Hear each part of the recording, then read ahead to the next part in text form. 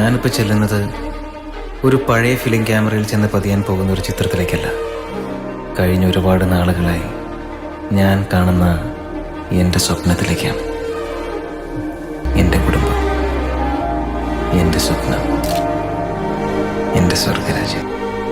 മഴവില്ലിനാലിഴമേഞ്ഞിടും അഴകിൻ കൂട്, അതിലായിരം കനവോടിതാ കുറുകും പ്രാവ്. തളിരിളം ചൂടിൽ ആ നെഞ്ചിൽ തല ചായ്ച്ചൊന്നുറങ്ങിടുവാൻ ചെറുപ്രാവുകൾ അണയുന്നിതാ ആനന്ദമായ